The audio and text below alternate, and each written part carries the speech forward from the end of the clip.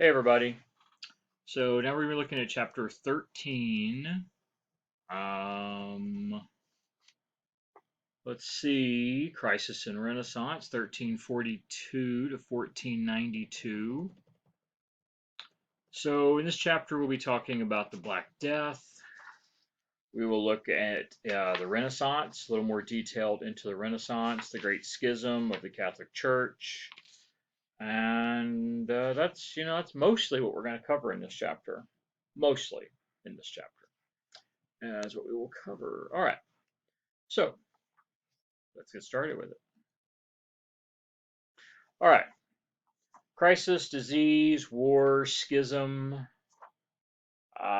This period was incredibly tumultuous and turbulent in European history. Start with the Black Death here. 1347, 1352, the Black Death, what we would call today the bubonic plague, which still exists in the world today. It even still exists in the United States. Even every once in a while pops up in the U.S., incredibly rarely. All right, so the Black Death decimated populations everywhere it went. Wherever it struck, it wreaked havoc on social, economic structures. Although, ironically enough, the people who survived were usually in a better position economically than before. People die, jobs open up, homes open up, land opens up. Um, yeah, it's really strange how it actually works out. So the disease really began in Europe around 1346, near the Black and the Caspian Seas. The plague then traveled westward, carried through Europe by fleas traveling on rats. Eventually, the rats get on ships, and therefore, wherever the ships go, on merchant ships, the rats go, and the fleas are on the rats, and the fleas transmit the disease when they bite you. And there you go. So, from horses, animals to ships, eventually it covers Europe, the trade routes, and it goes all the way over to China. Although Europe appears to be the hardest hit, even though the Black Plague is seen in Africa, it's seen in the Middle East, it's seen in China, seen in India. Europe seems to be the worst. By 1348, the plague had spread across most of Europe, finally reaching Russia around 1351, covering pretty much all parts of Europe, even though there are pockets of land in Europe that were completely skipped. There are cities and regions where not a single person got the plague. Um, a few. However, afterwards, it seemed to keep coming back. Every 10 to 20 years after this period, the plague would show up again, probably brought by the trade routes. We see it continually in 10, 20, 40-year intervals for the next 4 centuries. For the next 400 years, it keeps popping its head up in Europe, usually killing millions of people every time. Um, no one really knows the death toll. I mean, there weren't really accurate records back then. But today we believe, based upon all the records we do have, that anywhere between 1/3 and 1/2 of the entire European population died in this 5-year time period, from 47 to 52. 30 to 50% of the entire European population died of the plague. Bad stuff. Really bad stuff. Remember, there's no medicines for it. There's no antibiotics. There's nothing that can really be done. You just have to live through it. If your body's natural immunities are strong enough, or you're lucky enough to not get it, as we do know a few places didn't.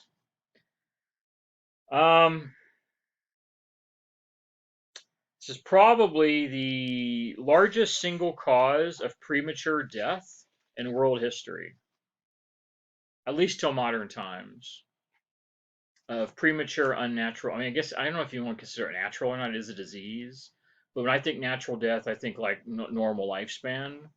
But it is the premature death, I guess, is a better way to put it. Largest single cause of death before modern history of humans, early death. Part of what it made it so devastating is it often came in the wake of other things. Remember we talked about in the last chapter. There were famines, there were starvations, there were wars. You put on top of these other epidemics, wars, famines, um, you put all this together and it's just sort of a domino effect, and it gets worse and worse. Now, some cities, there's all kinds of different reactions to this. Some cities react to it with different laws, different social policies, decrees, we would call them a decree, limiting travel, for instance, or setting up quarantine areas to keep the infected away from the uninfected. They really weren't sure how it spread either. A lot of people thought it was a spread from human contact. A lot of the folks didn't understand it was actually the fleas and the vermin that were actually spreading this. Other cities institute laws, sanitary laws, especially regarding things involving meat or animals, because some people thought animals might be associated with it, but still no one was really sure what exactly was spreading it. Of course, some believe God was causing this. Some people believe this was God's punishment among Europeans for not being holy enough, for not being pious enough. This was a plague from the Bible on humans, for humans' sin or humans' impiety, meaning not being religious enough, not being observant enough.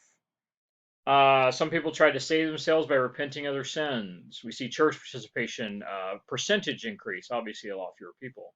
We see the percentage of people repenting, asking for forgiveness of their sins, giving confession, hoping that they can cleanse their body of the sins. Remember, I think we talked about the fact that some people saw like leprosy as actually a curse from God. So this was another form of that.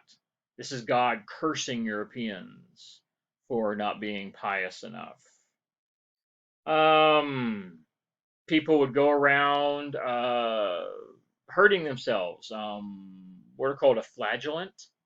A flagellant is where very, very pious religious people would actually inflict pain on themselves, whipping themselves, hurting themselves in different ways, as part of sort of repenting of their sins they'd committed. Or even in some cases, metaphorically absolving a community of all their sins. Someone who thought they were really, really pious would try to take on the sins of their community by inflicting pain on themselves. Uh, in some communities, this religious fervor actually led to backlash against Jews. We see backlash and attacks on Jewish populations. Anti-Semitism had been common in Europe. It had been common since the Roman Empire. But we see these Jewish persecutions increase, these attacking of Jewish neighborhoods, Jewish populations, burning of Jewish towns, mass executions, and expulsion of Jewish people from communities. Many people also believing Jews are partly responsible for this because they're not faithful to God's beliefs, they're not faithful to the Catholic Church, therefore they are in some way infecting everyone else with their sinfulness by being heretics under the Catholic views. Others flee into Europe, Eastern Europe, where we do see Eastern Europe a little more accepting, because Eastern Europe has a lot of non-Catholic Christians, a lot of Eastern Orthodox Christians, which are much more accepting of Jewish communities. Both Eastern Orthodox and Jews generally see themselves as victims or oppressed or exploited by the Catholic Church, which was most of Europe. So they sort of found a kindred spirit among these two minority Christian populations that were often under attack by Catholic Christians. We do see art as well being influenced by this. Art and culture is influenced by this. I mean, how could it not? 1/3 to 1/2 of the entire population dead. How could everything not be influenced by the Black Death? We see themes of art, literature, performance that all grow out of a preoccupation with death. Because, I mean, that kind of death toll, it means everybody was affected. Every single person had a friend or family member maybe multiple family, maybe their entire family. I mean, everybody was affected by this. We see this preoccupation with dance. We generally call this the general theme, the dance of death, which can actually reference art, literature, sculpture, painting. It can actually reference any type of culture in this time period, which has images reflective of death. Um, Usually images of people walking to death or walking hand in hand with skeletons. This image that, or this theme that we're all dying. I mean, it's something we all are. I mean, every single second of every day, we all are getting closer to our death. We know this. Whether our death is an hour from now or 50 years from now, we all know we're getting closer. Well, everyone believes death is literally around the corner. That tomorrow may be their last day, because once they get the infection, once they get the plague, once the little circles start forming on their body. You've ever heard that nursery rhyme, "Ring around the rosy, pocket full of posies"? That nursery rhyme we sing with little kids. That's the Black Death. Ring around the rosy. You'd actually get a big circle on your arm with a red ring around it. Ring around the rosy. Think of a pimple only like this big. Um, and they would put posies, which are a fragrant flower, because there was so much dead. I mean, there was just piles of dead bodies everywhere. There was no place to bury them. Eventually, they started burning. They burned everything. So there was just dead bodies everywhere. So of course, the smell of death was everywhere. So you had the posies, which are supposed to sort of cover up the scent of the dead bodies. So yeah, a cute little nursery rhyme you sing is about the Black Plague. That's exactly what it is. So yes, this preoccupation with death even affects music. I'm not saying this song existed back then, but um, maybe. I mean, the Black Plague is still in the world today. I mean, there's still places in the world that are hit by the bubonic plague, so it's still around. People talked about death. People talked about see, there was poetry, there was paintings, everything. Um, it should be noted, though, this actually brought a lot of opportunities, as I sort of mentioned at the beginning. Of course, it's very bleak. It's very sad. I mean, millions and millions dead. It's staggering to even imagine. But the people who survived it actually had a much better life. Much more plentiful food supplies, fewer people. Much more plentiful land. Lots more opportunity to get land, to be independent, to have your own farm. Jobs for everyone. I mean, literally 100%. Once the plague was over, 100% employment. There was jobs everywhere. There was millions of jobs available and no one to fill them. So anyone could work. Anyone. So we see standard of living increase. We see quality of life increase. We see the amount of calories Europeans eat increase. People live a healthier, longer life afterwards.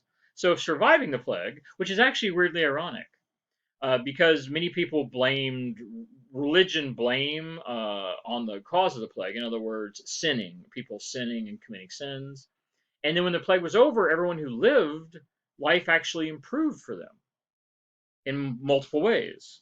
So that was sort of like many people interpret this as we are the blessed of God. We are the ones who are chosen by God to live and thrive and be successful and happy afterwards, have a better job, have a better home, have more money, have a bigger farm. Religion always finding a way to be anyway. It's the way it was. Less food, more land, lots of jobs available, more crops, more money, improved diet, lots of advantages once it was over. At least until the next time it popped up 25 years later and then it started all over again. Although no attack was as bad as this.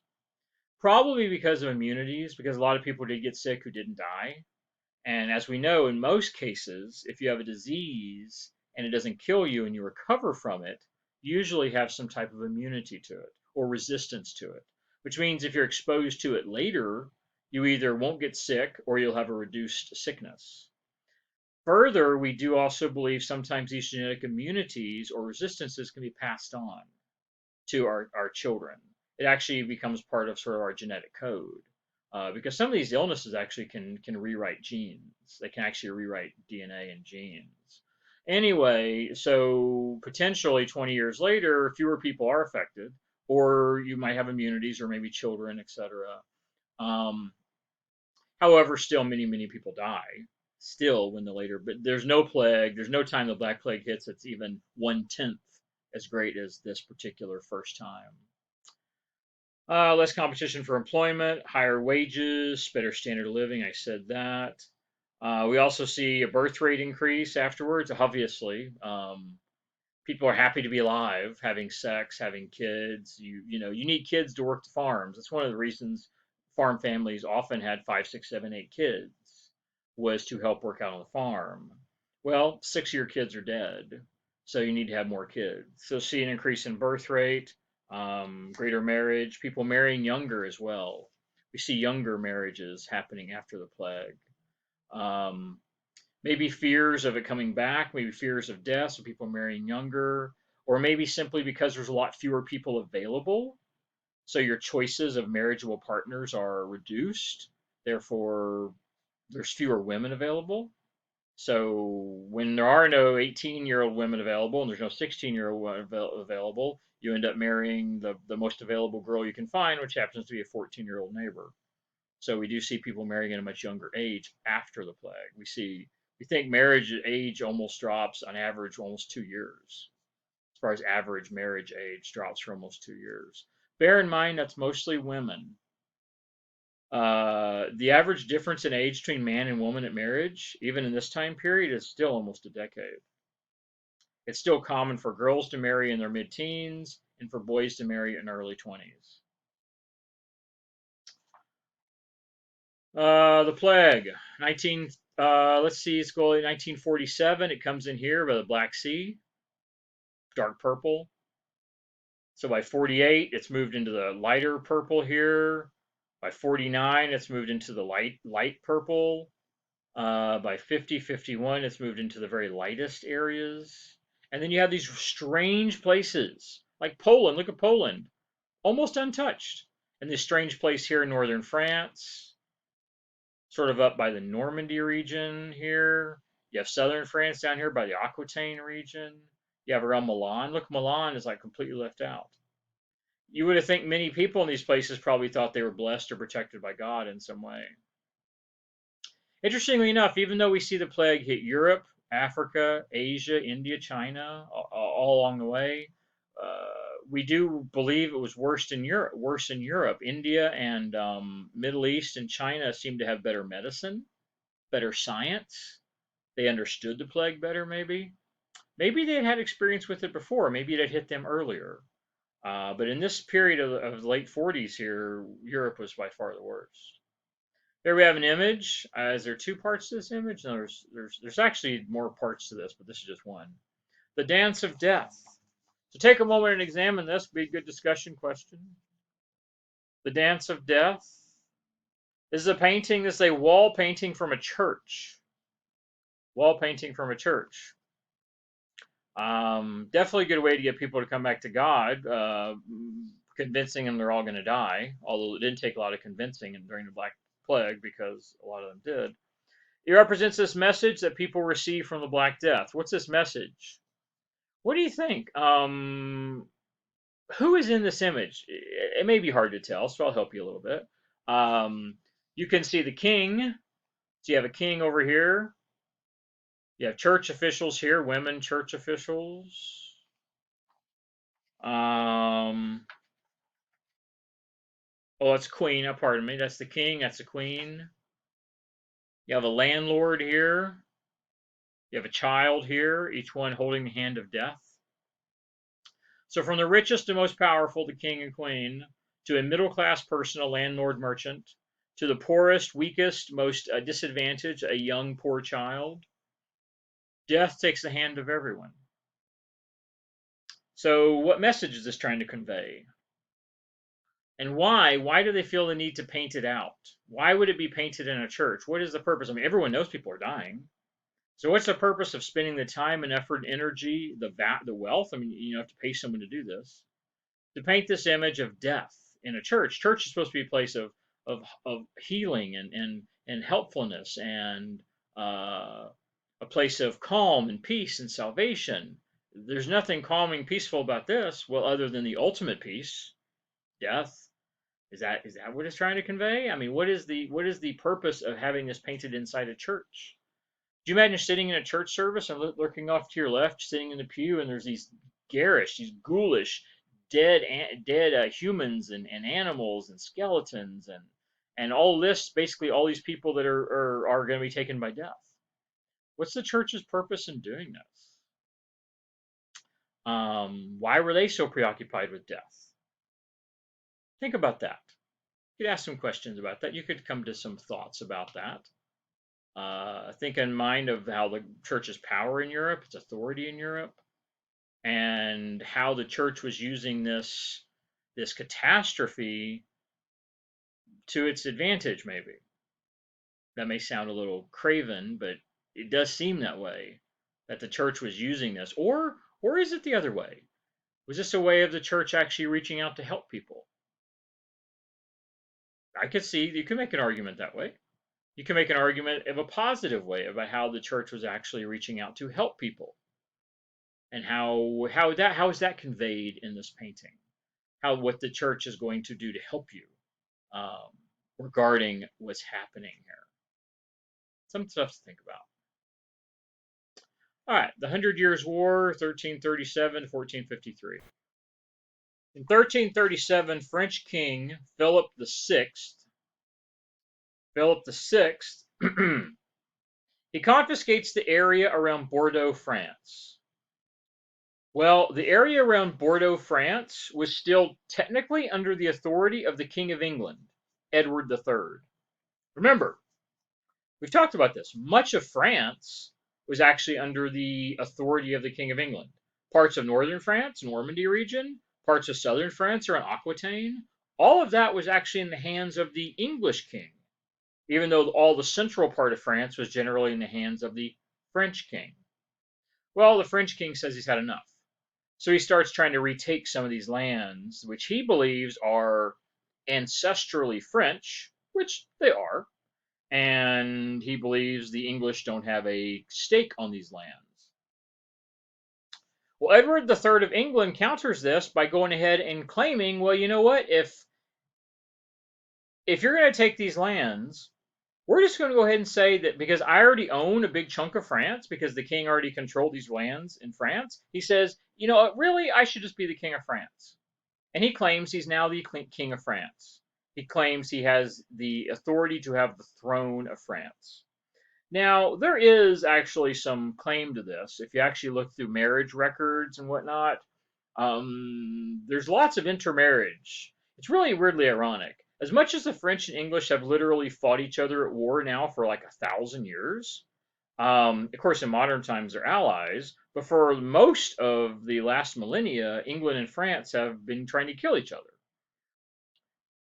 During times of peace, there were usually lots of interrelationships of royalty, intermarriages of royal members, to where multiple times the kings of England and France were actually related or almost related by marriage in some capacity.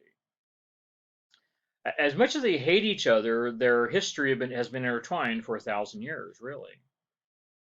Well, this claiming of Philip taking the lands and Edward claiming to be king of France, even though he's king of England,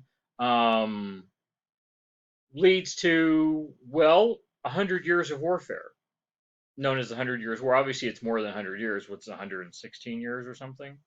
But we call it the 100 Years' War for simplicity. 100 Years' War takes place in two major phases. The first phase is generally characterized by the weakening of France, I think I made up a new word there, by the weakening of France and the strengthening of England. So the first part of the war, England dominated. France actually lost power and lost territory and land. Excuse me. It eventually culminates with the French victory at Agincourt in 1415 and the takeover of all of northern France by England. So England won the first part of this war, which lasted, what is that, about 85 years or so, 80 some years. So that first part of the war lasted for the better part of a century. and England eventually wins, taking over much of the territory of France. Well, the second phase actually then sees France on the comeback. Don't call it a comeback. We see France on the comeback. France comes back, France rebuilds its army, France attacks, and eventually France retakes pretty much all of France. They get all their land back. How's this happen? Well, you may have heard of her, Joan of Arc. Joan of Arc does something that dozens of French generals and lords and handful of kings could never do. She rallies the French people in the name of God. France was the most Catholic nation, in the most Catholic large nation in Europe. And she rallies the people and rallies the armies and rallies the soldiers and really inspires them. This 16-year-old peasant girl who believed that her visions of God, she was a prophet of God, really. She acted or seemed like a prophet of God. She had these visions that are complicated, but ultimately they manifest in the French fighting the English, all in the name of God, for the Catholic Church. Joan of Arc fought courageously in the successful Battle of Orleans. She convinced the French leader to request from the church to actually be named king. So he was often referred to as the Dauphin. So she convinces him to ask the Catholic Church to name him king, and the Catholic Church agrees, and he gets named King of France, Charles VII, as a result of her sort of pushing him to do it. Between her actions, we now have a new King of France versus the English king who also claimed to be the King of France, rallies the French people to eventually fight back and push back against the English. In 1431, in an attempt to take Paris, Joan was captured, turned over to the English, and she was burned at the stake for being a witch by the English.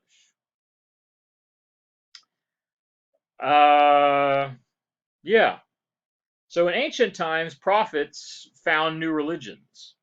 In this time period, prophets get burned at the stake for being a heretic by the English, burned at the stake. Yeah.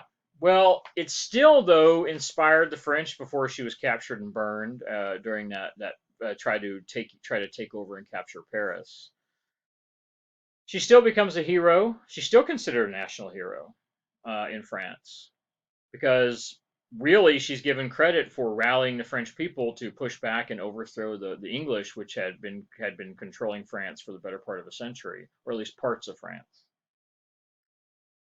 So this shift we see pretty much from chivalry of the medieval nobilities to what we think of as modern warfare, it really changes. This 100 Years' War is where we shift from where it's just knights on horseback to actual mercenary armies with crossbows and swords and spears and infantry. It's all about infantry now. It's all about thousands, hundreds of thousands of foot soldiers, not knights on horseback anymore. It's all about foot soldiers fighting to the bloody death on battlefields. Archers also become really important. The French master the crossbow, and English master the longbow. I don't know if I have it on here. I don't. The French the crossbow, and the English the longbow. What is the real effect of the crossbow and the longbow? It changes warfare in two really dramatic ways. One, both of these can now penetrate armor. They can literally punch right through armor. So armored horseback soldiers, armored knights are now meaningless. A longbow can shoot from hundreds of yards away. The way it shoots is they actually shoot up in an arc, and then gravity brings it down, plus the force of the arrow goes right through armor. Can penetrate right through shields and armor, and of course kills horses easy. So your horses go down, and of course a knight on armor on the ground without a horse is very, very vulnerable. And the crossbow, which is a handheld bow, the crossbow also penetrates armor. So the era of the knight and the horse soldier is over in European society. But this is also when we enter into the modern age of gunpowder and explosives. We have cannons. This is the musketeer age. Have you ever heard of the musketeers? This is when the musketeers come about. So we actually now have guns. We have rifles and pistols. They're very slow firing. They're very cumbersome, but still we have it. So we have explosives, gunpowders, we have all kinds of stuff. Another problem is now castle walls don't mean anything. Previously, castle walls were almost impenetrable very often. Now they don't anymore. You can simply blow them up with gunpowder and cannons and explosives. Boom, and the whole wall comes down. Previously, they were indestructible. Now, a couple of well-placed cannon shots, some explosives, and they go down. So it completely changes how warfare operates in Europe. Now it requires everybody to have a permanent standing army. You know, in some of like France has over 100,000 soldiers. So you now have to have a permanent standing army. It's no longer about chivalry. It's no longer about honor. It's literally about two large armies meeting on the battlefield and chopping each other to pieces until there's one man left standing. It's brutal. It's violent. Um, it is modern warfare, which is just about it's about attrition. It's literally killing your enemy till there's no one left to fight. We have lots of resentment, though. Lots. I mean, this war goes on 100 years. Lots of resentment all across Europe from peasants and commoners. Lots of resentment. Lots of uprisings. We see uprisings in France. We see them in England. Paid very, very high taxes in both countries to support these wars. So the people are paying high taxes. Their land's being destroyed. The prices of everything is going up by inflation. Their sons and brothers and fathers are all going off to die, and they're not gaining anything from it, really. So we see this further political and social upheaval as a result of the wars. Tossed on top of this, the Black Plague. I mean, come on. It's just one thing on top of another. Plagues and wars and violence and starvation. It's crazy. 1358, for instance, you see a revolt in France, in Paris, for instance. Unhappy with taxes and the government, they look for greater political power. Eventually, of course, they're all put down or executed. France was still ruled by a king, a monarchy. They could not allow the common people to rise up and try to overthrow the government, which seemed what it was happening here, although maybe it wouldn't have really happened. It was enough to scare the French monarchy, and they pretty much destroyed everybody, either killed or executed all of them. It was bad. Similar things in England. We see peasants revolting in England and France, in the countrysides, in the farms and communities. We see this peasant worker revolt in London in 1377, which ended with everybody being caught and executed. Um, yeah, no one has ever been able to come up with an accurate death toll this war. It's tough because there's so many things happening. There's so many things people are dying from unnaturally here: disease, starvation, famine, the plague, the war, the violence, the entire farms being destroyed, everyone's starving to death. There's so many ways people are dying that no one has an accurate number, but the numbers for the Hundred Years' War usually go over a million. Guess 1-2 million dead people as a result of these wars, and that's on top of everything else going on. Not a good time to live in Europe. Not really. If you manage to live through this time period and actually live a natural lifespan, wow, 1 out of 10. You're like 1 out of 10 people to live a full natural lifespan. And not have something cut it short. Pretty crazy. Uh, so here we have the different phases. The beginning here, France, England. England takes over northern France. That ends the first phase with the Battle of Agincourt. And then the second phase, France takes it all back with the help of Joan of Arc and the new king, Charles VII, I believe. And yeah, Finally ends. But what it does do when it ends, it actually makes a unified France for the first time in, wow, 500 years. Maybe the first time in 500 years we have a really unified France. So, yeah. The Ottoman conquest of Constantinople. The fall of Constantinople. The end of the Byzantine Empire after 1,000 years. Close, yeah, about 1,000 years. In the east, we have the Muslim Ottoman dynasty. This becomes a formidable force in Asia, Western Asia, and it actually survives for about the next, oh goodness, 450 years. It becomes a dominant empire in Western Asia for over 4 centuries. Eventually, the Ottomans reduced the Byzantine Empire to basically just a vassal state.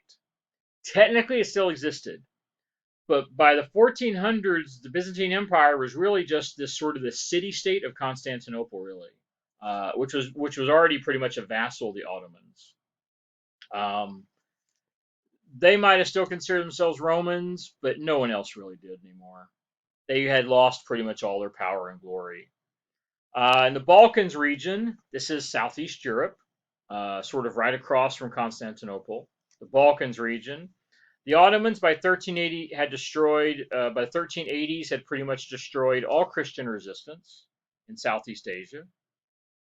Then you have Sultan Mehmed II, who ruled from 51 to 81.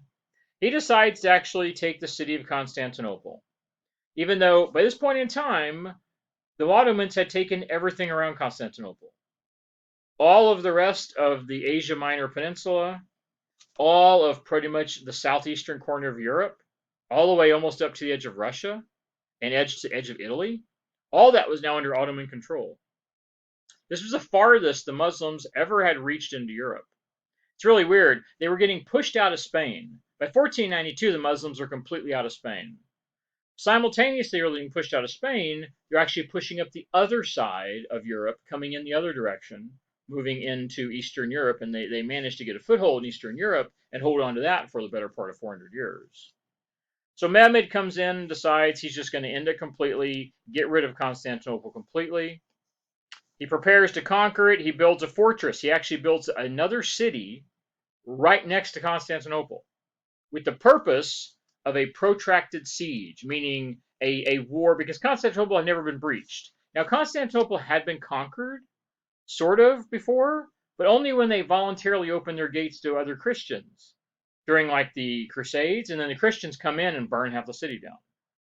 They thought they were friends. But as far as an actual invading enemy force, had never conquered Constantinople. It had the largest walls of any city in the world. It was a 3-layer wall. It had a permanent water supply. It was massive. At one point, it had a population of 1 million, although I don't know in this time period if it was that. I probably was, but I don't know. So he actually built a city nearby with the purpose of having a long, protracted conquest to actually eventually Constantinople conquered. He launches an attack in 1453, in March of 53. Spends about 3 months trying to take the city, and finally how he does it is by using cannons to blow open the walls. There you go. The walls are meaningless anymore in this new age of warfare. He uses cannons to finally puncture holes and blow open the walls and the gates. They attack the city, and they execute the last Roman, if you want to say that, the last Roman emperor. This was the end of the Byzantine Empire, which is effectively the end of the Roman Empire, if you want to look at it that way. You realize how long this is now? If you, and again, they consider themselves Romans. If you want to look at this, if the Roman Empire was founded, the date we give is around 750 BCE. So you're talking about 750 years plus 1450 years, 2200 years. 2,200 years, if you want to look at the traditional founding of Rome and the eventually fall of the Eastern Roman Empire here. Over 2 millennia. You know, quite something. Mehmed considered himself the Muslim Roman emperor. He then takes most of the Byzantine churches and turns them into Muslim mosques. This now becomes this Ottoman Empire. They were centralized monarchs. They were sort of like kings, these Ottoman kings. They create a very disciplined military force. They supervise a large bureaucracy. It becomes an empire. It's pretty big. It covers much of the Middle East, Turkey, Eastern Europe. It's pretty good size. They build a system of roads for trade, for profit. They have ambitious programs of expansion and conquest. They have a huge army, an advanced modern army using modern weaponry. There's a reason they were able to conquer much of southeastern Europe. Even though the Europeans were now using modern weaponry too, the Muslims did it 100 years before, and they're probably the ones that somehow taught the Europeans how to use this new modern warfare and weaponry. A lot of it was probably learned through the trade routes, which went through the Ottoman Empire and dynasty. By 1500, the Ottoman Empire had expanded to cover all of Asia Minor, much of southeastern Europe, including Greece, the Balkans region. It's really kind of weird. The Muslims have been attempting to take over this part of Europe for 7 centuries. They finally do it using modern warfare, modern technology of this time period. So remember, just a few centuries earlier, all of this, was the Byzantine Empire. All of it. Now it's all part of the Muslim Empire, the Ottoman Empire. So by 1488, they control all of this and all of southeastern Europe, including Greece, Serbia, Bosnia regions. All this is now Muslim. And most of this maintains Muslim authority until, well, really the Ottoman Empire doesn't start to collapse until the end of the 1800s. So we'll say, yeah, 400 years, give or take 400 years. They managed to hold on to this connection here between Western Asia and Southeastern Europe. This shows the Ottoman conquest of Constantinople. A painting, this is a fresco, which is good to know about this since we're going to be talking about the Renaissance. Fresco is a painting on the way a fresco works. It's good to know this. Think a wall of wet paint, only it's sort of it's almost like a clay sort of substance, or paste. Maybe paste is a better word. They paint it with this wet paste, and it's wet, and then I guess they keep it wet, and then they paint it. And so they keep it wet while they're painting it and doing the artistry. Then when it actually dries, the paint can't be washed off the wall. It's actually part of the wall. It's actually in the actual material of the wall. So this fresco is permanent. It's one of the reasons we have some of these frescoes left over. Don't get me wrong, a lot of them have destroyed or decayed over the years, but a lot of them are remained because you literally can't get rid of it other than tearing the wall out. You have to tear out the entire plaster of the wall because it is part of the wall as they paint it while it's wet and then it dries into the wall. And the other reason a lot of these remain is because they can't get it out. What they do in later years is a lot of these frescoes get painted over. And today, hell, there's a whole career you can have of a restoration person. I don't know the official name, like working for museums or something. And all what we do today is they have to remove that paint, and the fresco is still there. In many ways, it's actually better protected because the outer layers of paint actually protected the fresco itself. So when we remove the paint, sometimes we have these beautiful images that are almost pristine, perfect, because they had been covered up by later paint and been protected for many centuries. They're gorgeous. This is a beautiful fresco here.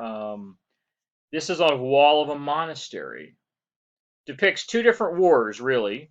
Even though it's often seen as the fall of Constantinople, it's 2 different battles. We have the cannons on the right. We have cannons over here firing on the right onto the walls of Constantinople. Obviously, this is not to scale. So after 1,000 years of Muslim aggression in southeastern Europe and Anatolia region, finally Constantinople falls in 1453. The cannons are what did it, of course. Quite interesting. So we've been talking about Constantinople now in multiple chapters for a while. I guess that's it for that. All right, let's talk about the church and the schism. Pardon me. All right. So war, disease, and all the crises really affected the church. Many people thought the church was out there to protect us. After all, you'd ask for prayers, and you'd ask for blessings, and you'd have prayers, and you would expect God to protect you.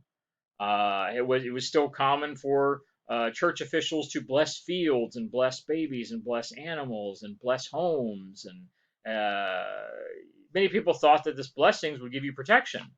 Well, during this time period, a lot of people believe it's not happening. The church is out there still doing its thing, but people are still dying. Murders, massacres, rapes, famines, plagues. I mean, let's name it, the list goes on. So many people start to really criticize the church and ask, is the church really doing its job?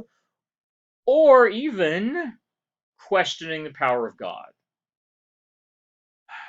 The question you can hear people say today, how could God let these things happen? If there is a God, how could he or she, how could God allow such pain and misery and suffering to occur if there is a God? Um, well, many people started to question that, really started to criticize the papacy. This is the church, the Pope. This is the core of it in Rome.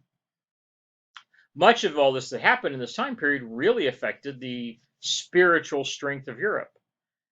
Generally, you see people go two directions. Either they come and they cling to the church, believing the only hope of salvation or relief is the church, or they go the other direction and start to totally reject the church, believing the church has failed them, it's failed Europe. And so you see really two often very different directions, either a total dedication to religious authority or a total rejection of it. We see both. Um, Many people believe the church simply has all this power and isn't using it right, isn't using their authority, because you also consider many people are poor and suffering, and the church is the wealthiest institution in Europe, still building massive cathedrals, spending tons of wealth, and yet there's people starving in the streets and dying in the streets. So many people question whether the church is actually doing its job, or should the church be changed or reformed. Occam, you may have heard of Occam's razor. He was an English professor, a monk. He argued that observation and human reason were limited. That human observation and reason are limited because, I mean, think about how limited our view. What do we actually know? We generally know what's around us, right? Do any of us really understand the universe? Can any of us claim to understand God? I mean, people do claim that, but I mean, realistically, can you really understand? Um, Occam's razor is often used by science today to say, the most direct and simplest explanation is probably the most correct one. That's what Occam's razor is. Usually, the most simple, plain explanation is usually the right one. Well, Occam is actually used religiously. The original idea of Occam's razor was his point was, we are not all knowing, we are not all knowledgeable in any way, shape, or form. We are incredibly limited. And since we can't actually prove God exists, we simply have to accept it because it's the simplest explanation. Remember, this is before science, really, or science is just starting to occur. We think of it as science. So how else did everything get created? How else did our planet get, how else do humans and planets and how else are there all these different types of birds and animals and fish and everything and all the stars in the sky? The simplest explanation is someone had to create all that. God had to create it. So Occam's razor actually says the existence of God can't be disputed because it's all around us. It's obvious. The simplest explanation is God created all this. Interesting. This is what's often known as Occam's razor. The simplest explanation is usually the correct one. Um, it's interesting. Yeah, so this was his view of how you shouldn't be challenging the church because it's obvious that God is all around us. Um, The Great Schism begins around Pope Gregory's death in 1378. Pope Gregory, when cardinals meet to elect a new pope, we see a big crowd. We see sort of a riot occur, and people want a Roman. They want a Roman. The Pope Gregory was not Roman. He was not an Italian. So they choose a Roman Italian. They choose Urban the Sixth. Urban the Sixth. This is quite interesting what happens here. So the cardinals choose an Italian, Urban VI. All right. Well, once Pope, Urban immediately seeks to limit the power of the cardinals. He wants all the power in his hands and the hands of the church because cardinals are spread all over Europe. So he wants to basically consolidate the power of the church in the papacy, just in Rome, which pretty much controls all authority in the church. Europe was so big that most local cardinals and bishops had near autonomy. In other words, if you were a cardinal or bishop all the way in Northern Europe or Eastern Europe or Spain or England, you were almost independent. I mean, you gotta consider the time of communication back then. It could take weeks or months. If you wanted to actually communicate from London to Italy, it could take months. So generally, you were autonomous. You were generally independent. So he wants to consolidate power under him in Italy to limit all the power of the other cardinals. Well, in response, the other cardinals decide that they made a mistake and they elect a different pope. I don't think this has ever happened. I think this is the only time it's ever happened. So they elect a second pope, Clement VII. Now we have two popes. They elected one, Urban. Urban immediately institutes some policies they don't like, and they all get together and elect a second one. So now we have two popes. We have Clement VII and Urban VI. Now, Urban and Clement excommunicate each other. They kick each other out of the church because each one says they're the leader of the church. This is what really begins this great schism. Starts in 1378. We now have two popes over the same church, both of them claiming total dominance, and we have handfuls of cardinals and bishops supporting Urban, and we have cardinals and bishops supporting Clement. All right. Now, you throw on top of this, we have the church, which had been pretty much the most stable institution in Europe now for, the better part of a century, or pardon me, the better part of a millennia. You put on top of this all the normal political upheaval in Europe with all the different kings and lords and princes and all the different rivalries going on in Europe and armies marching across Europe all in the same time period. Remember, this is 100 Years' War time period. I mean, all this shit is just, it's like a freaking quadruple decker sandwich with like all the fixins, man. There's like 8 different things happening all at the same time. Everything we're talking about in this chapter is all happening on top of each other. Pretty wild. You put all this, it makes it even worse. You have France and Western Europe recognize Clement, while England and Eastern Europe recognize Urban. So basically, Western Europe is Clement, and Eastern Europe says Urban is the Pope. All of the same Catholic Church. This isn't about Eastern Orthodox. This is the same Catholic Church. They excommunicate each other, and then they go so far as to start excommunicating any friend from the other side. So Clement starts kicking out kings and princes and cardinals and bishops on the other side, which are challenging his authority and saying he's not pope. And Urban's doing the same thing. All right. Well, some cardinals, which were, I guess these were cardinals which were loyal to neither, sort of neutral cardinals. They met in 1409 in the Council of Pisa, Italy. They meet in 1409 and they try to resolve the schism. They try to figure an answer to this two-pope question. What in all of this? What could actually make it worse? Think about it for a moment. Think for a moment. What could make this worse? I mean, seriously, what could be worse than two popes? How about 3? Yep. And if you're laughing now, you should be because it's funny. It's tragic, but it's funny. What could be worse than 2? How about 3? So they meet and they decide that neither one of these should be pope, and they elect a third pope. They elect a third one. So screw it. We'll get a third pope since neither one of the since no one can agree on Clement or Urban, they'll simply try to elect a third one. Well, they elect a third one, but neither Clement or Urban recognize the authority of this third pope. And so we now have a 3-way split in the church with 3 different popes, none of them recognizing the authority of the other. And each one of these popes has a sector of Europe and the church, cardinals, bishops, and kings following each one.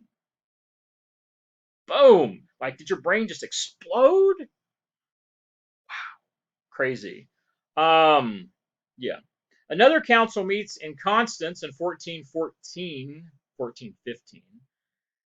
And we see cardinals, bishops, and theologians agree to remove. Okay, here we go. Here we go. What's worse than 3? How about 4? They all agreed to remove all 3 popes and elect a new 4th one. If your brain didn't melt, it should now be a puddle on the floor. We're going to now have a 4th pope. They eventually recognized this 4th pope.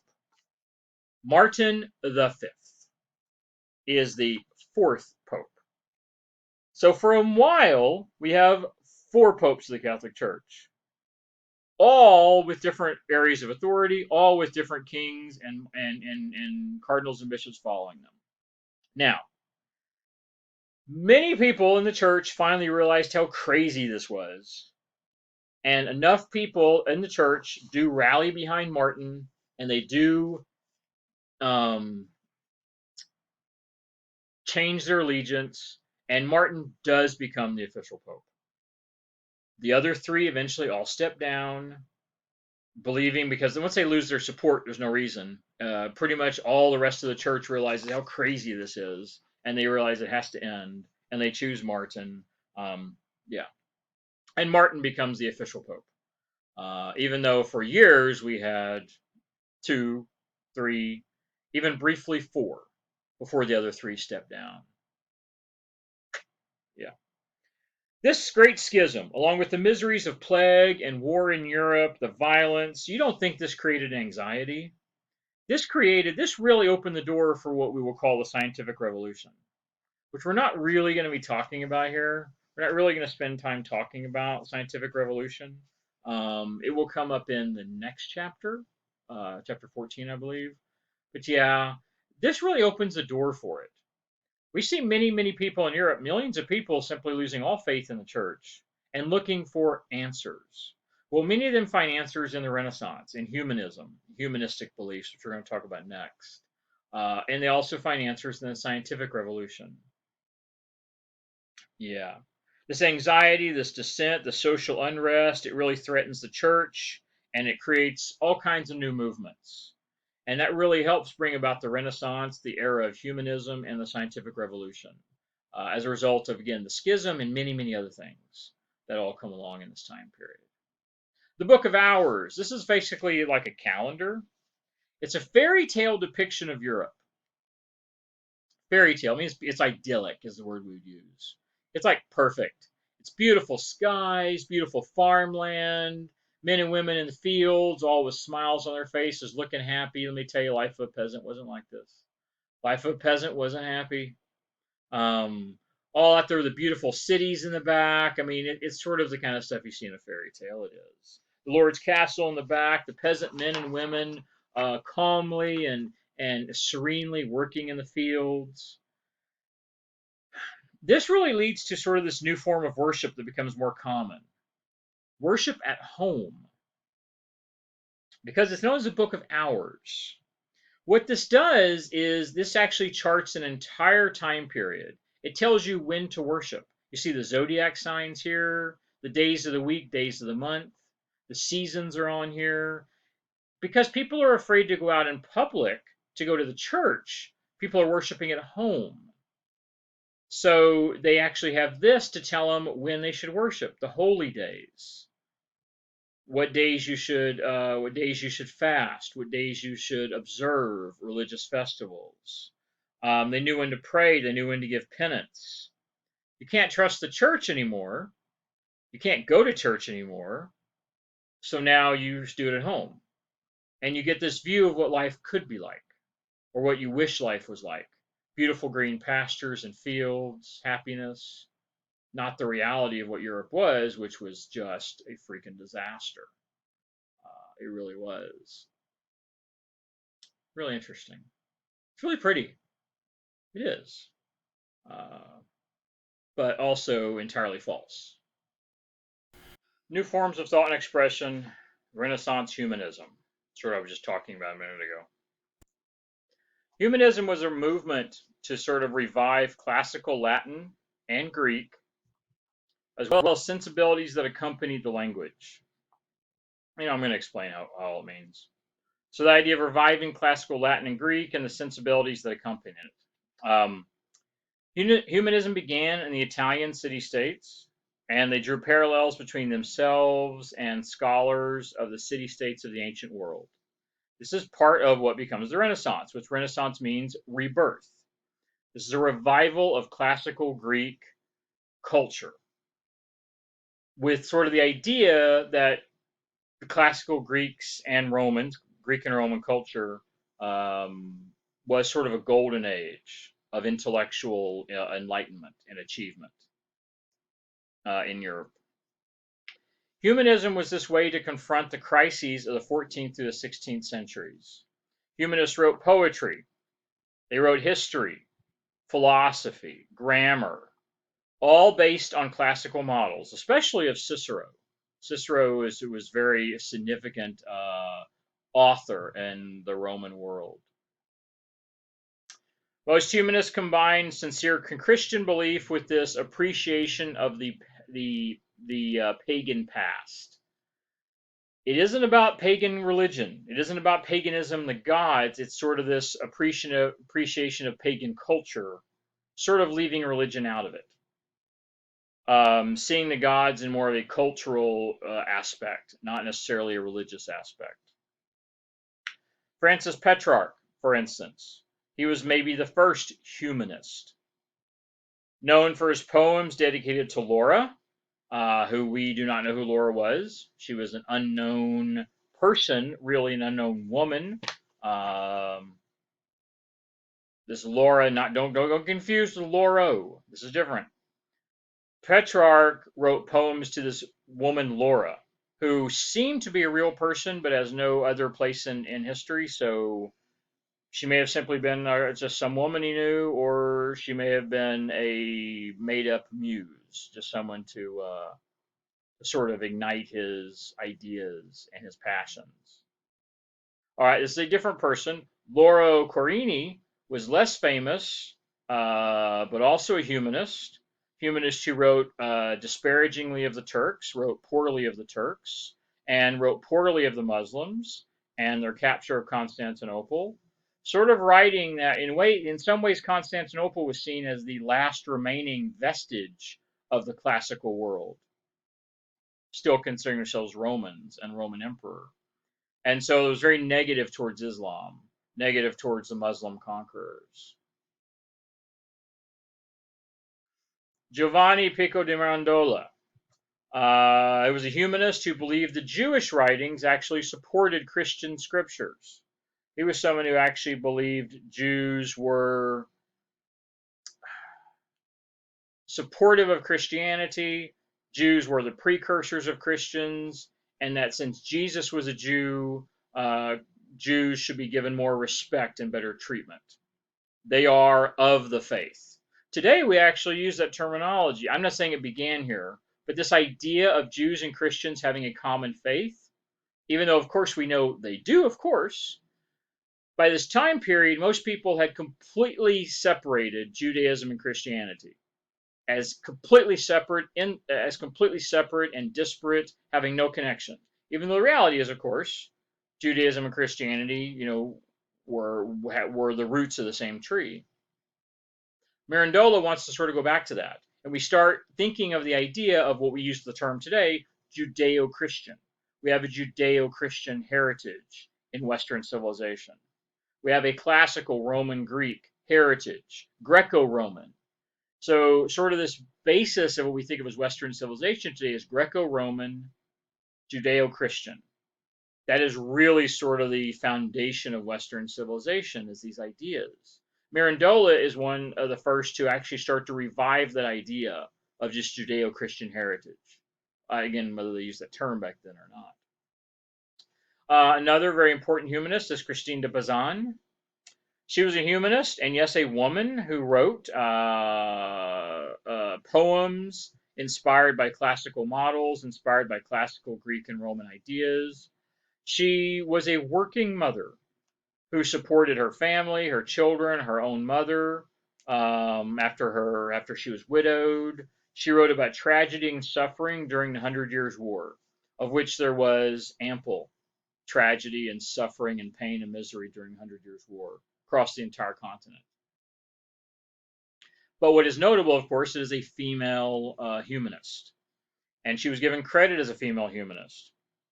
There were probably other females who wrote, but we think most often they used pseudonyms. They used male names, even though they were writing as women, because they didn't expect to get treatment, fair treatment, or respect as a woman, or even published as a woman. She was able to do this.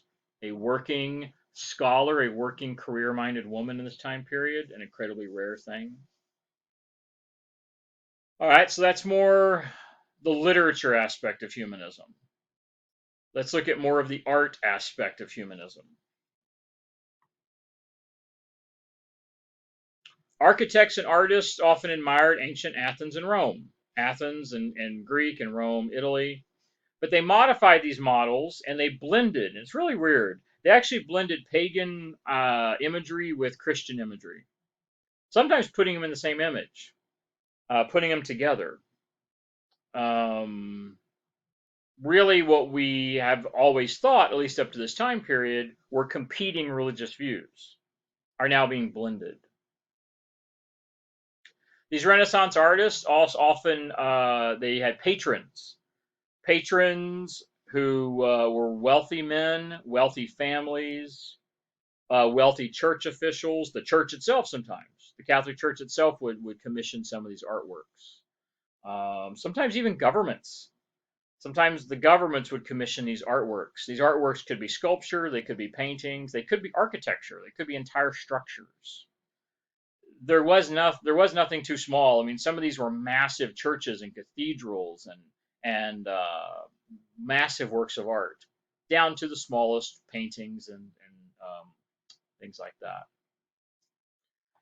Now, in contrast to medieval cities, which really grew without planning, without any type of idea, they were often haphazard due to the large city populations we talked about a couple chapters back.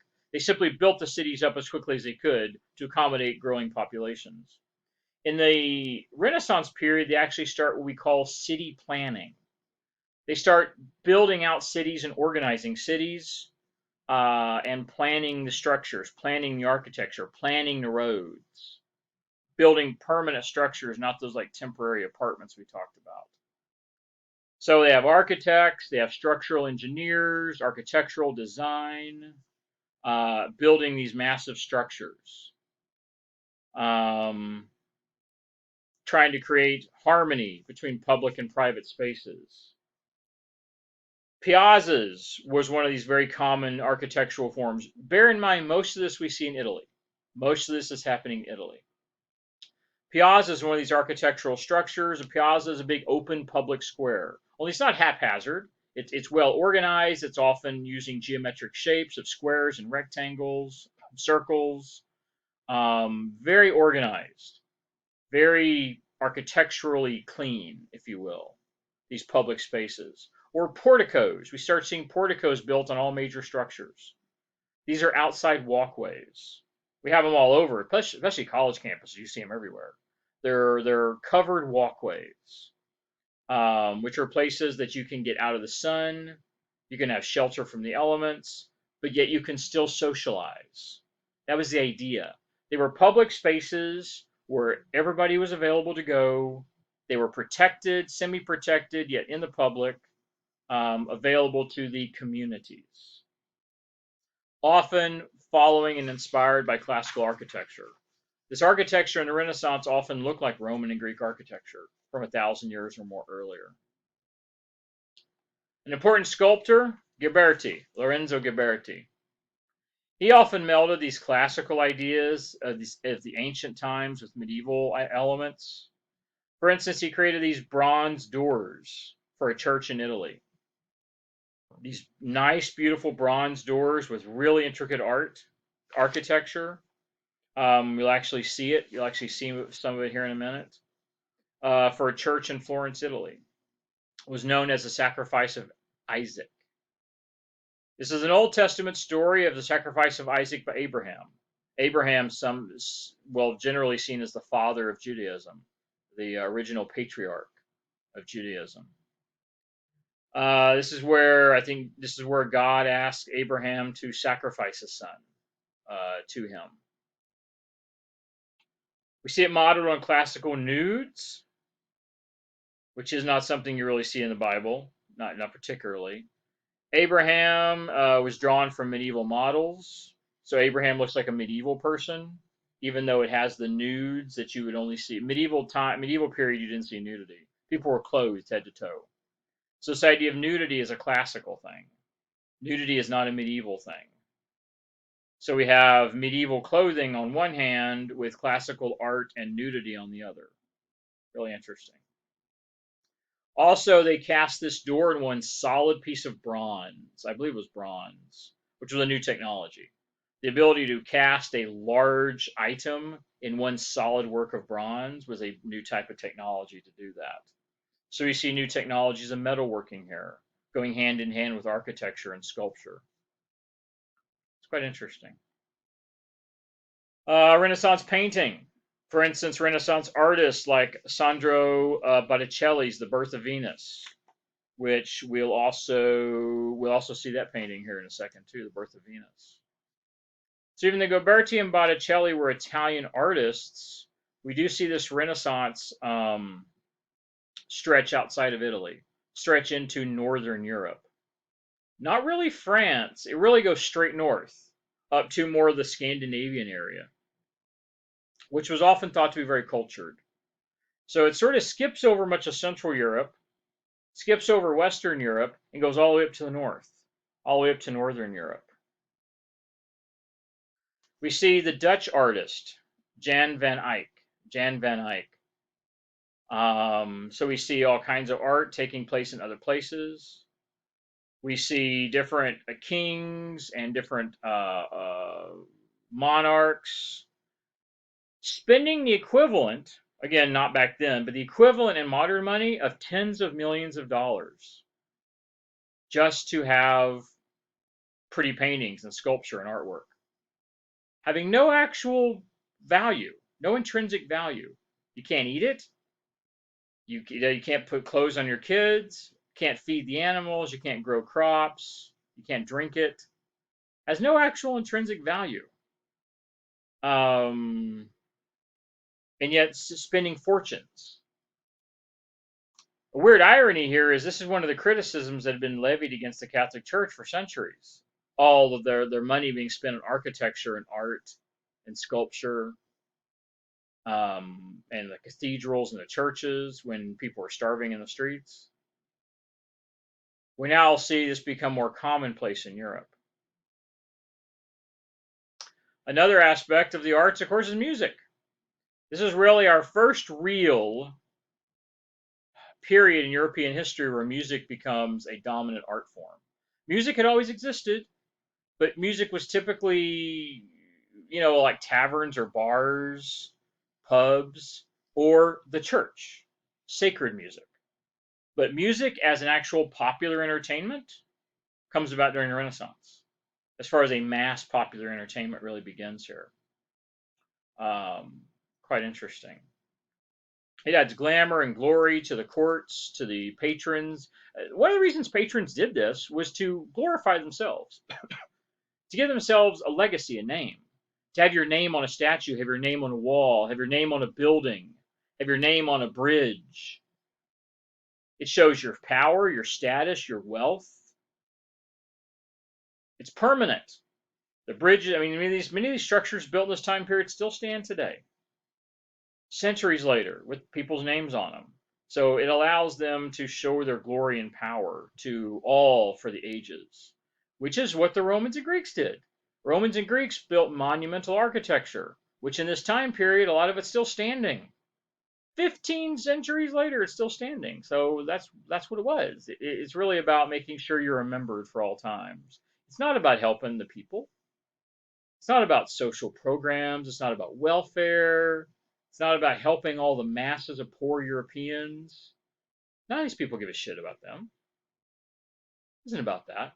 It's about glorifying themselves. It's about wealth for the purpose of wealth and power.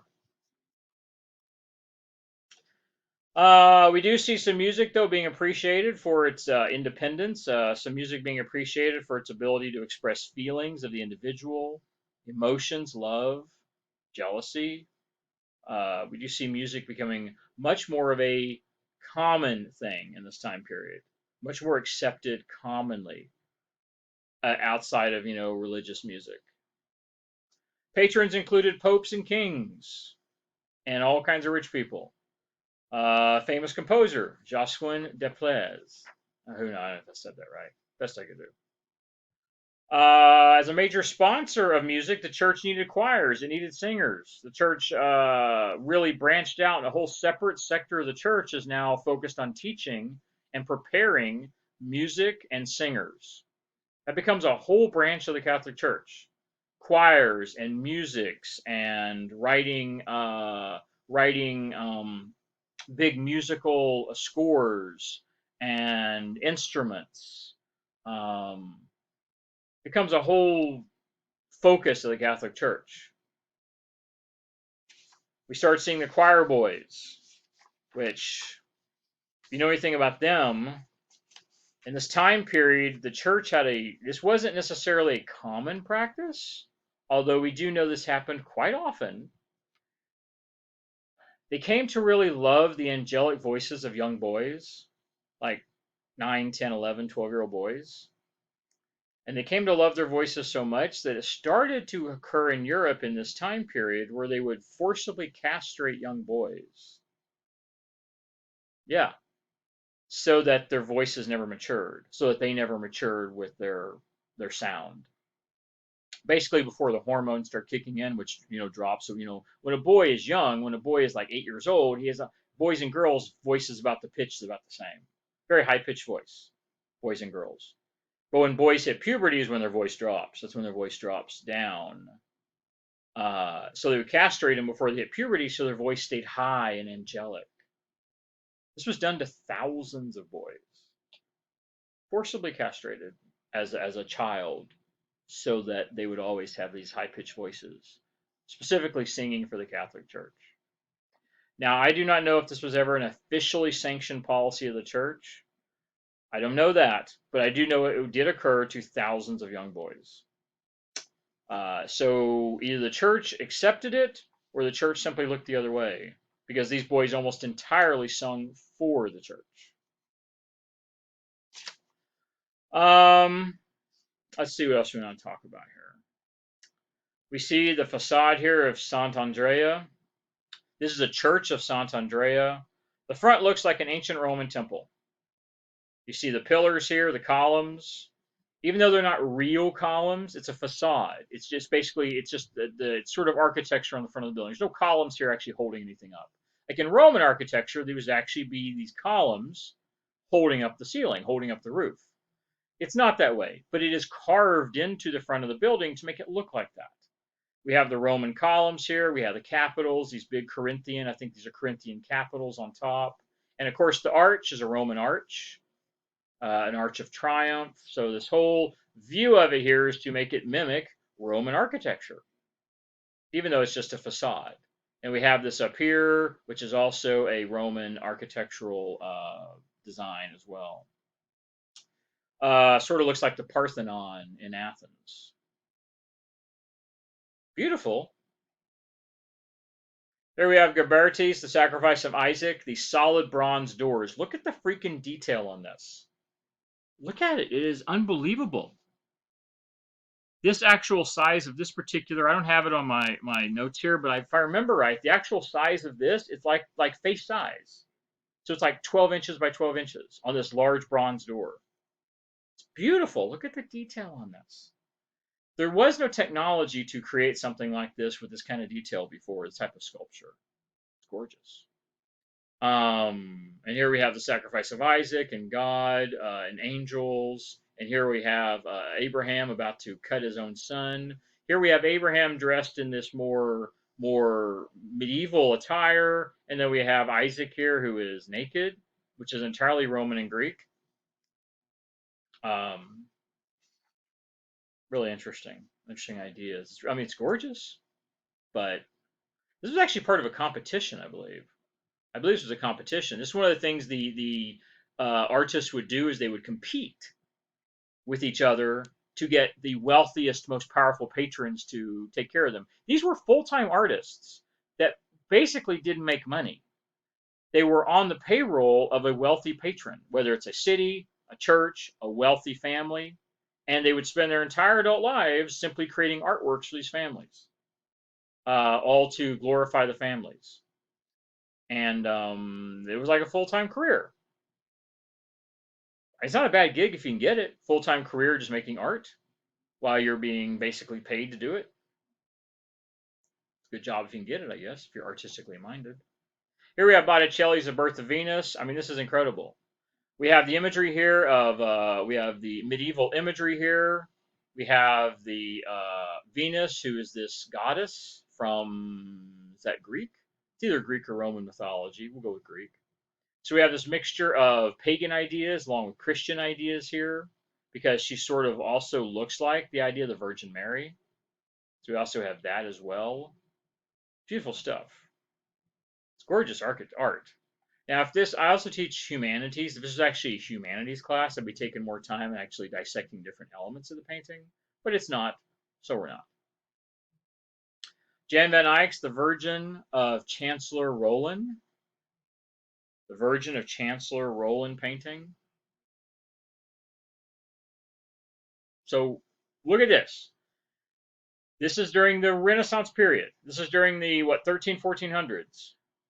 Who is this supposed to be in this image? Should be pretty obvious, right? Think about that. Who is the baby? Who is the woman? The Virgin of Chancellor Roland. Who is this?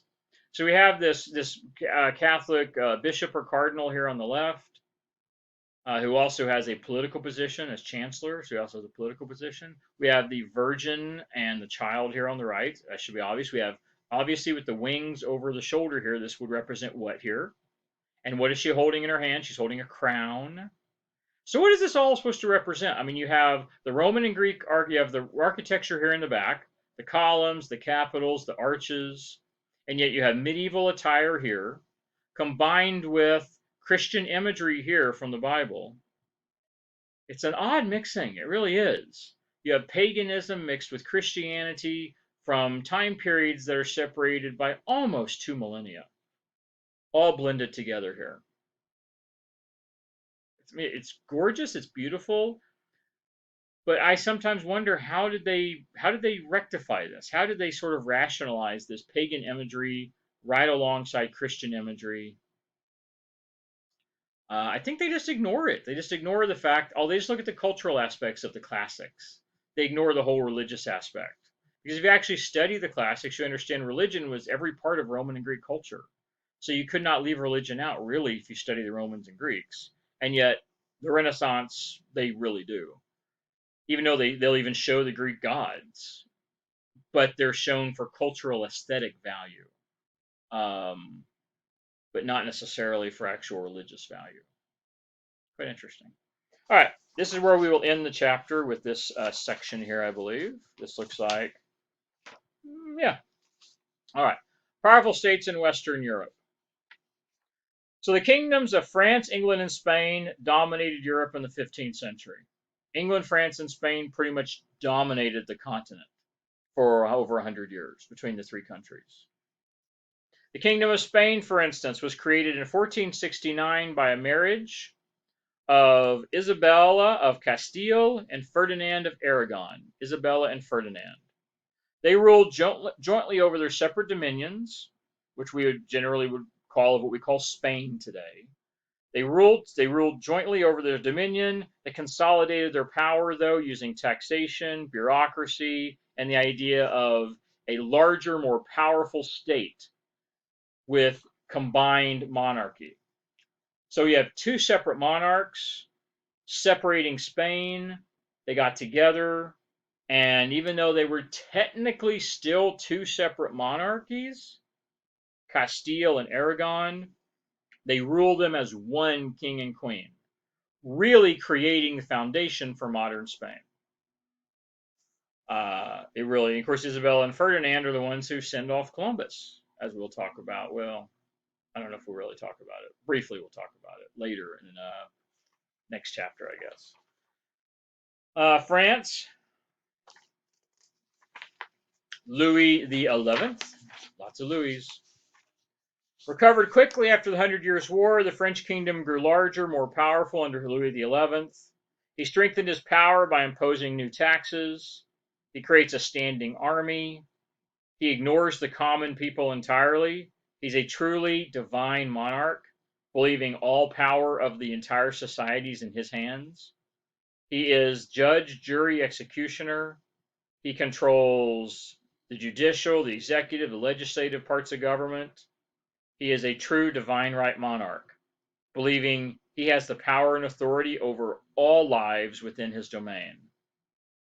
He holds the lives of every French man and woman and child in his hands. He was certainly a dominant monarch. He obtained control of the church in France, the Catholic Church, announcing in 1438 that he was the leader of the Catholic Church in France, the head of the church.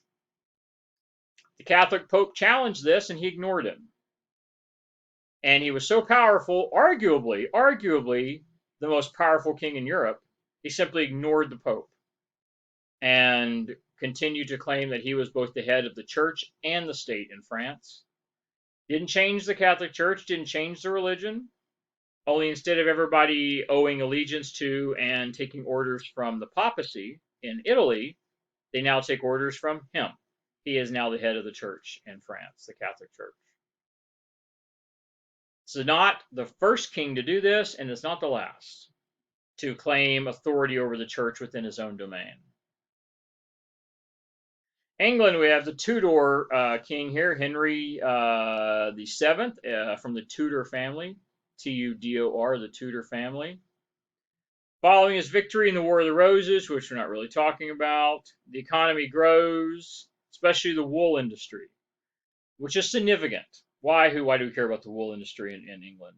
Well, the wool industry leads them to dominate the textiles in Northern Europe, which is clothing industry, which actually in the next century or two leads England to become the #1 textile manufacturer in the world. They become the leading in the textile industry, not just in England, not just in Europe, but once the Europeans start exploring the globe in their voyages of colonization, when they start colonizing the whole world, which of course leads to the discovery of America, England becomes the leader in textiles globally. And why is it significant? Because it actually starts producing wool under Henry VIII, or Henry VII here. Very interesting. We see the London merchants, the nobility, the free farmers really become the benefactors of all this. Benefactor, that's the wrong word. That's the wrong word. They reap the benefits of. So middle-class people, city dwellers, the wealthy, the free merchants and farmers, what we think of as like the middle class and the gentry, which is sort of the lower class nobles. So we have the middle class, farmers, merchants, and business people, and then we have the low class nobility. These are sort of the gentry, the low level. Like, don't think like the king and his sons. Think like 3 levels down. Think like the second and third, fourth cousin twice removed of the king. Technically, you're still nobility, but you're like 18th in line for the throne.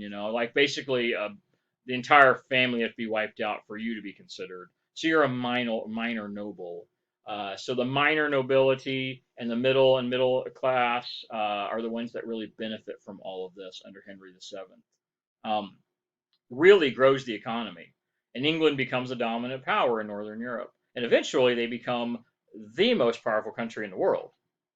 Eventually, in another couple hundred years. All right, let's look at a couple other things.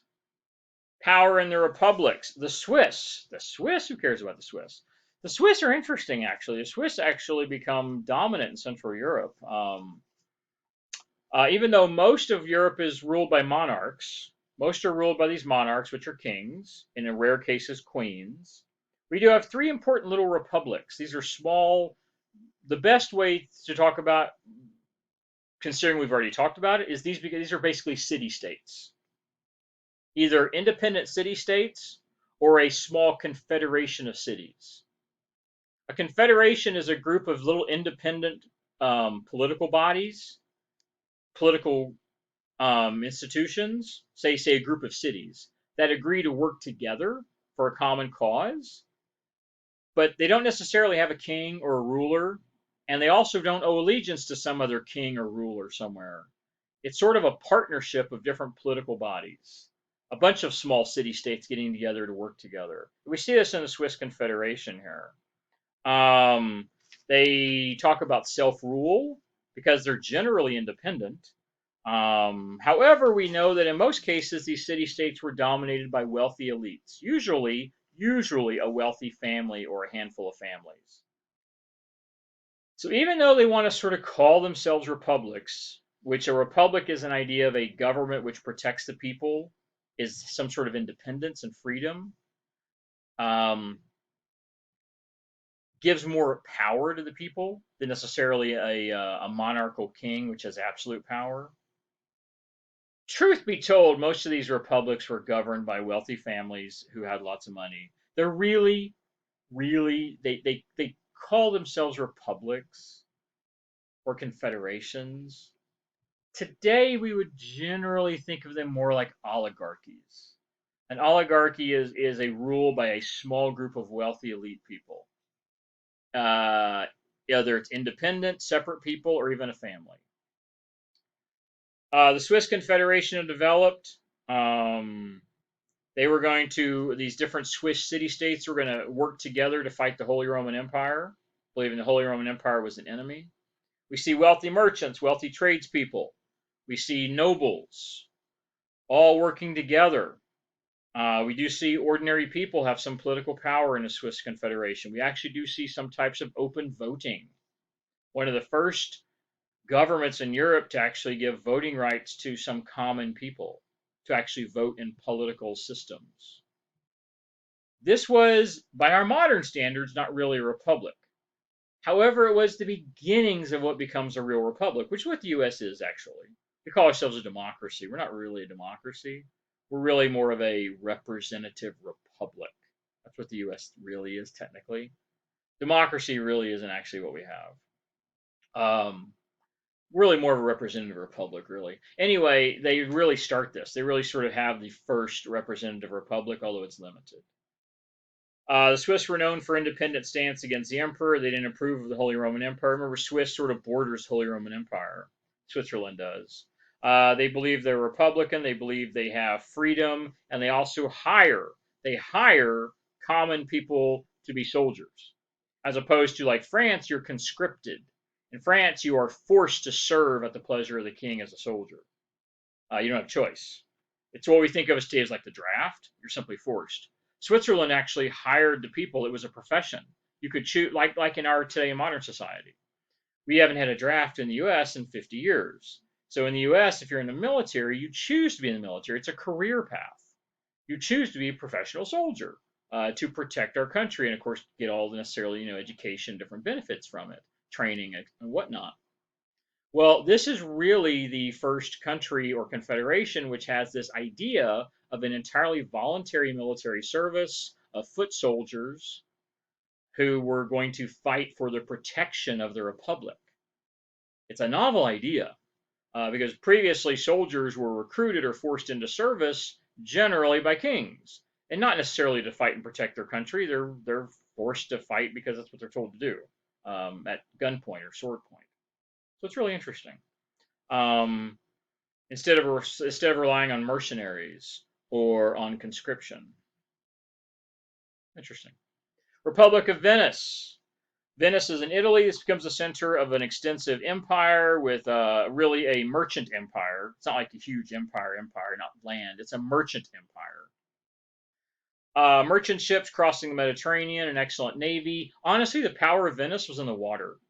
Venice might have been the most powerful merchant, and they even had military ships too, because they had so many merchant ships. They had to have military ships to protect all of their trade fleets. So they had military fleets protecting their trade fleets, And the merchants were traveling all across the Mediterranean, into the Atlantic, all across Europe and northern Africa. Generated massive amount of wealth for Venice. Became incredibly wealthy. Venice began to conquer land in Italy. Eventually, they came up upon the city-state of Milan. Do I have Milan on here? No, I don't have Milan. Eventually, they come against the city-state of Milan. Venice was ruled by a great council, dominated by the most important families. The Great Council elected a doge. A doge was sort of like a president, but not like an independent president who should be thinking for the people. It's a president which is really, think of him more as a CEO, more of a chief executive officer over a family business. Only the family business was literally the entirety of Milan, the entirety of Venice, the entire Venice merchant empire was sort of the family business. So yeah, more of a CEO than a president, which means you could be replaced at any time, voted out and put someone else in there. Not the people getting to vote, though. It's the family that gets to choose. Conquest of Padua in 1405 really transforms the Venetian culture, brings humanism and Renaissance art into the city, and Venice becomes a Renaissance city when they conquered Padua. Florence was another one. Florence, Italy. Also a republic, but its society and political structure are very turbulent because it had multiple ruling families. Venice sort of had a partnership of ruling families, and they all worked together for a common economic benefit of the city and the high elite families. Well, Florence was always ruled by one family, which had all the power. And those families fought and literally would assassinate each other. They would sometimes kill off members of the other families so that they could control the city. So while Venice was a sort of a group of different wealthy families and business leaders running the city and this state, Florence is generally run by one family. And for well over 100 years, it's run primarily by one family, the Medicis. The Medicis rule multiple generations over this time period. 1382, for instance, 1382, the upper classes controlled the government, and by 1432, the Medici family controlled everything. So by the 1400s, the Medici family controlled the entire city and all the surrounding lands. Cosimo Medici, he really was the founder of this new political regime, this family governing. He did it based upon his wealth. He took over Florence simply using money. He had massive banking wealth and trade wealth, probably the richest family in the city. Yeah, probably the richest family in the city. They become patrons of the arts, using all this wealth to pay for art and sculpture and architecture and painting and music and literature. They become the foremost patron of the arts of the entire Renaissance, with maybe one exception, the Catholic Church itself. So other than the church itself, the Medicis are probably the #1 patrons of the entire Italian Renaissance. Bear in mind, there's hundreds of patrons. That's one of the things that makes it so impressive. This one family stands out above all of the others, other than, again, maybe the church itself, other than that. The Medicis also made lots of enemies. I mean, again, power generates enemies. You can't take all this power and authority and have all this money and wealth and status without making lots of enemies. They're actually driven out of power multiple times, and they come back multiple times. How do they do this? Because no matter what they do, no one can legally take away their money. So even when they're driven out of power, even literally sometimes the Medici leaders are exiled from Florence. They're actually kicked out of the city. It doesn't take away the power from the rest of the extended family. And usually the next generation, another Medici, a son, a nephew, would rise to power, and using his money and wealth would eventually take over or move to the highest level of authority in Florence, declaring themselves the dukes or the lords of Florence. So over a 150-year period, not every year, but over a 150-year period in mid-13s to 1400s, we generally see, even into 1500, we generally see Florence ruled or controlled or manipulated by the Medicis. Great to be rich, I suppose. Maybe the richest family, certainly in Italy. So we have the little city-states here of Venice, Milan, Florence, the Papal States. These are states which are allied with the church itself.